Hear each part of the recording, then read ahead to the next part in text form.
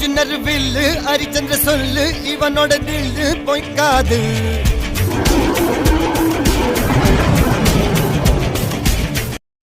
Hello friends, உங்கள் எல்லாருக்கும் என்னுடைய மனம் பார்த்த அன்பார்ந்த வணக்கம். Welcome to my YouTube channel Narasimha Madanraj. இன்றைக்கி நம்ம துரியோதனை பற்றி தான் பார்க்க போகிறோம். இது தி super villain Duryodhana part 4. Okay, என்னடா துரியோதனை பற்றி இவ்வளோ லாங்காக சொல்லிகிட்டு இருக்காரு அப்படின்னு நீங்கள் நினச்சிடக்கூடாது. துரியோதனா டைட்டில் தான் துரியோதனன், ஆனால் அதுக்குள்ள வந்து நிறைய விஷயங்கள் இருக்குது. துரியோதன் வந்து இந்த மகாபாரதம் ரொம்ப முக்கியமான ஒரு வில்லன் கேரக்டர். அவரை பற்றி சொல்லாமல் நீங்கள் வந்து இந்த மகாபாரதத்தை நீங்கள் வந்து ஆரம்பிக்கவும் முடியாது, முடிக்கவும் முடியாது. ஓகே, வாங்க நம்ம வீடியோக்கு போவோம். இப்போது இந்த ஷாலின் இருக்கார் இல்லையா, இவர் நம்ம மதராஸோடைய மன்னன். இந்த மன்னன் என்ன பண்ணுவார், அவருடைய படையை எடுத்துக்கிட்டு கிளம்புறாரு. எங்கே போகிறாரு? பாண்டவர்களோடு சேர்றதுக்காக போய்கிட்டு இருக்காரு. இந்த ஷாலியன் யார்? மதுரையோடைய சகோதரன். மதுரை யார்? நகுலன் சகாதேவனுடைய அம்மா. அப்போனா பாண்டவர்களுடைய தாய்மாமா தான் இந்த ஷாலியன், கிங் ஷாலியன். அப்போது போய்கிட்டு இருக்கும்போது இங்கே ஒரு சம்பவம் ஏற்படுது. நடுவில் நம்ம துரியோதனை என்ன பண்ணுறாரு, ஒரு பெரிய கேம்பை ஒன்று போட்டு, பேலஸ் மாதிரி ஒரு கேம்பை ஒன்று போட்டு, அதில் ஏகப்பட்ட பயங்கரமான கடை, ஏகப்பட்ட லக்ஸுரி ஐட்டம்ஸு, அப்புறம் ஏகப்பட்ட டான்ஸர்ஸு, சிங்கர்ஸுன்னு இப்படி வச்சு அசத்துறாரு நம்ம துரியோதனன். இதை பார்த்தோன்னே கிங் ஷாலியனுக்கு வந்து அப்படியே வந்து உருகி போயிடுறாரு. ஷாலியனுக்கு ஏகப்பட்ட ஒரு கடவுளுக்கு மரியாதை கொடுக்குற மாதிரி அந்த அளவுக்கு மரியாதை கொடுக்குற துரியோதனன். என்ன சாப்பாடு, என்ன கவனிப்பு, அப்பப்பா பலமான கவனிப்பு கொடுத்து அசத்துறாரு துரியோதனன். ஸோ இதை பார்த்தோன்னே ஷாலியனுடைய மனசில் வந்து ஐஸ் கட்டியை போட்ட மாதிரி போயிடுச்சு. உடனே அங்கே இருக்கிற வேலைக்காரனை கூப்பிடுறாரு. அப்பா, என்ன அலங்காரம், என்ன டெண்டு, என்ன மண்டபம், டெண்டே அரண்மனைமே டெக்கரேட் பண்ணிக்கலாப்பாடு. இந்த மாதிரியான ஒரு தட்டப்புட்டலான ஒரு வரவேற்பு மரியாதையை வாழ்நாள் பூரா நான் பார்த்ததே கிடையாதுன்ற மாதிரி ஷாலின் வந்து விண்ணுக்கும் மண்ணுக்கும் புகழ ஆரம்பிச்சிடுறாரு. அவள் கூப்பிடுற. அப்போ சொல்கிறார், இப்போ போயிட்டு யுதிஷ்டனை கூப்பிட்டு வா அப்படின்னு சொல்கிறார். அப்போ யுதிஷ்டன் வர்றார். டக்குன்னு துரியோதனன் அவரோட வேஷத்தை கலைக்கிறார். இவ்வளோ நேரம் நினச்சிக்கிட்டாரு ஷாலின்னு, பாண்டவர்கள் தான் நமக்கு வந்து இவ்வளோ தடபுலான வரவேற்பு கொடுத்துருக்காங்க. ஆனால் உண்மை என்ன தெரியுமா? உண்மை துரியோதனன் தான் இவ்வளோ பெரிய தடபுலான வரவேற்பு வந்து கொடுத்துருந்துருப்பார். அப்போ துரியோதனன் வந்து அவருடைய வேஷத்தை கலைக்கிறார். கலைச்சி ஷாலின் முன்னாடி வந்து நிற்கிறாரு. நான் வந்து பாண்டவர்கள் கிடையாது, நான் வந்து கௌரவர்கள் தலைவன் துரியோதனன் அப்படின்ட்டு. உடனே ஷாலினுக்கு ரொம்ப ஷாக்கிங்காக போயிடுது. போய்ட்டு எனக்கு கேட்குறாரு, சரி நான் ரொம்ப சந்தோஷம் அடைஞ்சிட்டேன், நீ திருப்திப்படுத்திருக்கீங்க, உங்களுக்கு என்ன வேணும் என்ற ஒரு வரம் கேளுங்க அப்படின்ட்டு. இப்போ துரியோதனன் சொல்கிறார், உங்களுடைய மிகப்பெரிய சேனை ஏன் கூட வந்து சேரணும், உங்கள் மிகப்பெரிய சேனை வந்து கௌரவ பக்கம் வந்து சேரணும். அது மட்டும் இல்லை, நீங்கள் வந்து மிகப்பெரிய போர் வீரன், நீங்கள் வந்து என்ன செய்யணுனாக்கா கௌரவர்கள் கூட சேரணும் அப்படின்னு கேட்டுருவார். உடனே ஷல்லியனும் சரி தந்தேன் அப்படின்ட்டு துரியோதனன் கேட்ட வரத்தை வந்து கொடுத்துட்டார். துரியோதனன் சொல்கிற, துரியோதனன் நீங்கள் போங்க, நான் போயிட்டு பாண்டவர்கள் மீட் பண்ணிவிட்டு வரேன் அப்படின்னு. அப்போது துரியோதனன் சொல்கிறாரு, நான் உங்களை நம்பி தான் கிளம்பி போகிறேன், என்னோட பெரிய படையை உங்களை நம்பி தான் இருக்குது, வந்து சேர்த்துருங்க அப்படின்னு. அந்த காலத்துலாம் ஒரு பண்பு வச்சுருந்தாங்க, ஒரு வார்த்தை சொன்னது தான், வாக்கு கொடுத்தது தான். நான் வாக்கு ஒன்று கொடுத்துட்டேன், கண்டிப்பாக வந்து சேர்றேன், துரியோதனா கவலைப்படாத, நீ போ, என் படையை நானும் அங்கே வந்து சேருவோம் அப்படின்ட்டு. அப்போ இந்த ஷல்லியன் போயிட்டு பாண்டவர்கள் பார்க்குறாரு.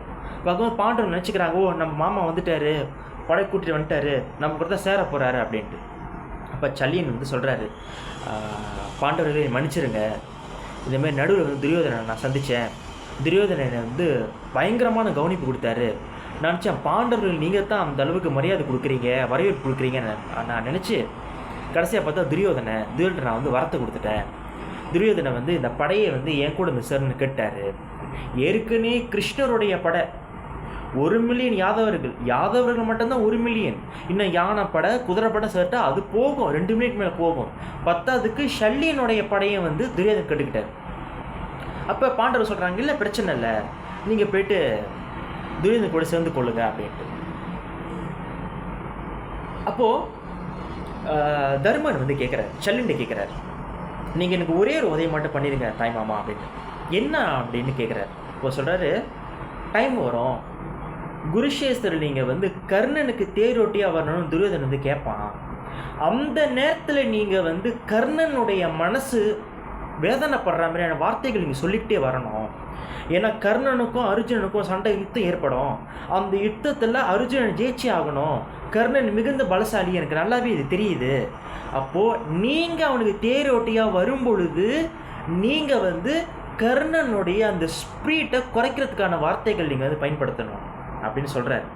அப்போ சல்லியன் சொல்கிறாரு, உங்களுக்கு நான் உதவி பண்ண முடியலையேன்னு ரொம்பவும் வேதனைப்பட்டேன்.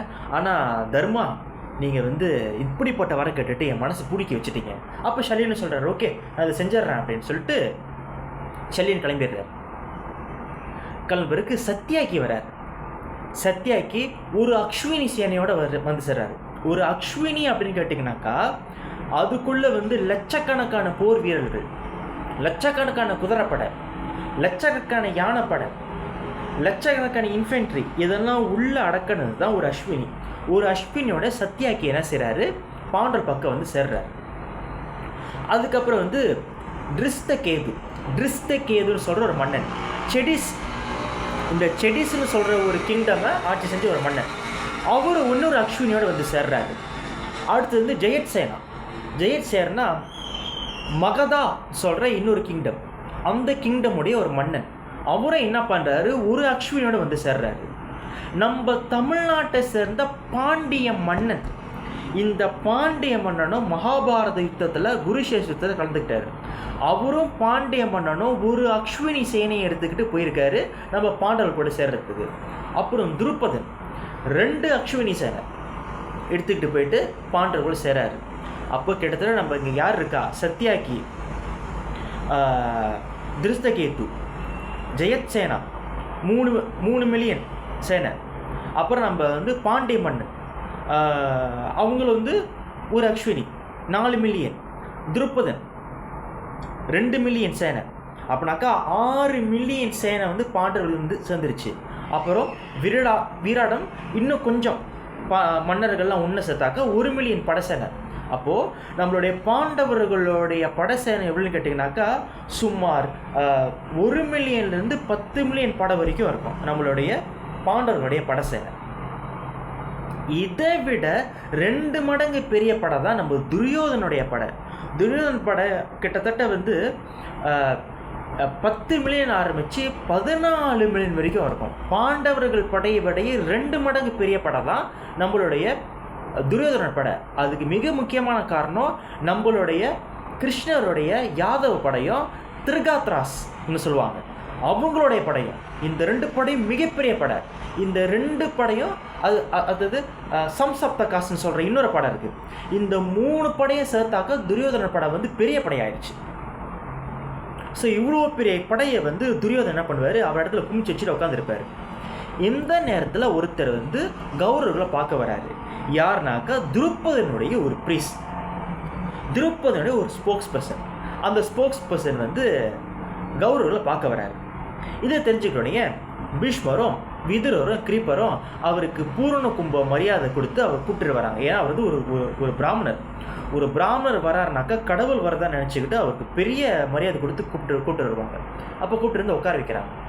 கூப்பிட்டு வைக்கும்போது கேட்குறாங்க, சொல்லுங்கள் நீங்கள் பாண்டவர் பக்கம் வந்திருக்கீங்க, என்ன சொல்கிறதுக்காக வந்திருக்கீங்க அப்படின்னு. அப்போ இது வந்து பேச ஆரம்பிக்கிறார். உங்களுக்கு எல்லாருக்கும் நல்லாவே தெரியும், கௌரவர்கள் வந்து அநியாயமாக சூது விளையாண்டு பாண்டவர்களுடைய சொத்தெல்லாம் வாங்கிக்கிட்டு மனைவியை அவமானப்படுத்தி காட்டுக்கு அனுப்பிட்டாங்க. அவங்களும் நீங்கள் சொன்ன மாதிரி 14 வருஷம் வனவாசம் இருந்துட்டாங்க. இப்போது நீங்கள் சொன்ன மாதிரி நடந்துக்கணும். நீங்கள் நினைக்கிறீங்களா உங்களால் பாண்டவர் தோக்கடிக்க முடியும்னு? பாண்டவர்களில் மிகுந்த பலசாலி பீமன் கடாயுதத்தை எடுத்தானாக்கா இங்கே யாரும் தப்பிக்க முடியாது. அடுத்தது இருக்கிற அர்ஜுனன் ஒருத்தம் போதும் உங்கள் ஒட்டுமொத்த படையும் சாய்க்கிறதுக்கு. 10ஆவதுக்கு அந்த பரமாத்மா கிருஷ்ணர் கூட இருக்கார். இத்தனை பேரையும் உங்களால் ஜெயிக்க முடியுமா? அதனால் நீங்கள் என்ன பண்ணுங்கள், பாண்டவர்கள்ட்ட ஒப்படைக்க வேண்டிய பொருளை ஒப்படைச்சிருங்க அப்படின்ட்டு இவர் வந்து பேசுகிறார். உடனே கர்ணன் எழுதியிருக்கிறார். கர்ணன் எழுதிச்சு கேட்குறாரு, நாங்கள் என்ன அநியாயம் பண்ணோம்? நாங்கள் என்ன திருடணுமா? இல்லையே, நாங்கள் சூது தானே விளையாண்டோம். சூது விளையாட பிடிக்கலாக்க நீ அப்பயே சொல்லியிருக்க வேண்டியது தானே, நீ எதுக்கு சூது விளையாண்ட நாங்கள் ஒரு திருடியோ அடிச்சோ முதுகில் குத்தியோ சொல்லியிருந்தால் சொல்லலாம். நாங்கள் சூது விளையாண்டு தானே உன்னுடைய எல்லா ராஜ்யத்தையும் உன்கிட்ட வாங்கணும். அப்படி நாங்கள் என்ன பெரிய தப்பு பண்ணோம்? போருக்கு போய் ஒரு ஒரு ராஜாங்கத்தை வாங்குறதும் ஒரு பழக்கத்தில் இருக்குது. நாங்கள் சூது விளையாண்டு ராஜாங்கத்தை எடுத்துட்டோம். அதுக்கு என்ன பெரிய தப்பு இருக்குது?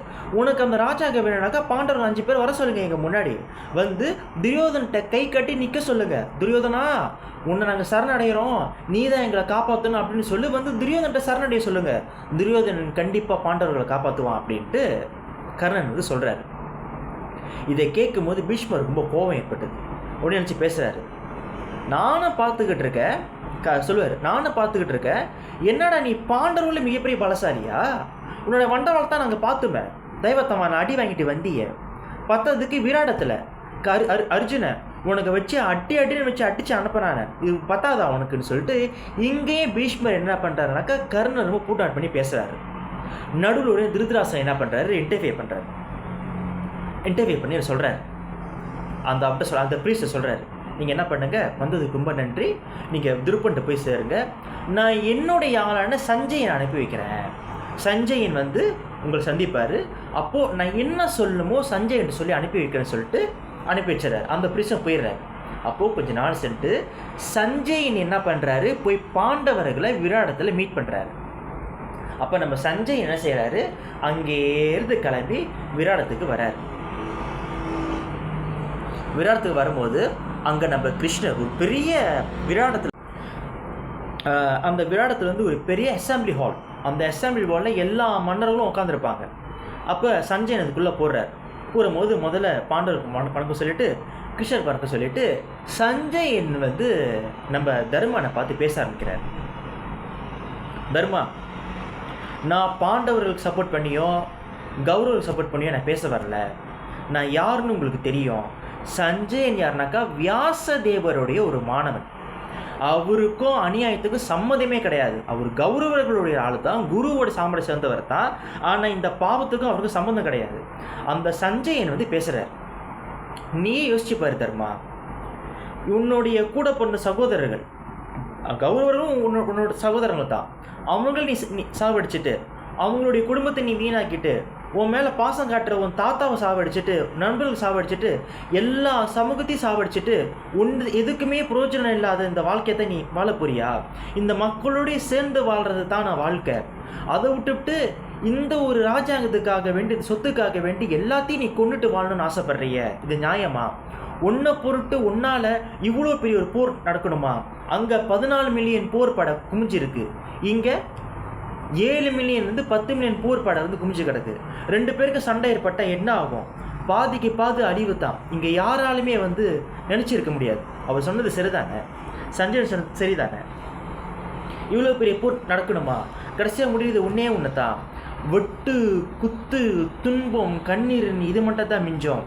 எப்பேற்பட்டவன் நீ தருமன், எவ்வளோ அன்பானவன் நீ, பாசமானவன் நீ, பண்பானவன் நீ, நீ பேர்பட்ட போருக்கும் இப்படிப்பட்ட அழிவுக்கும் நீ வந்து இருக்கியா?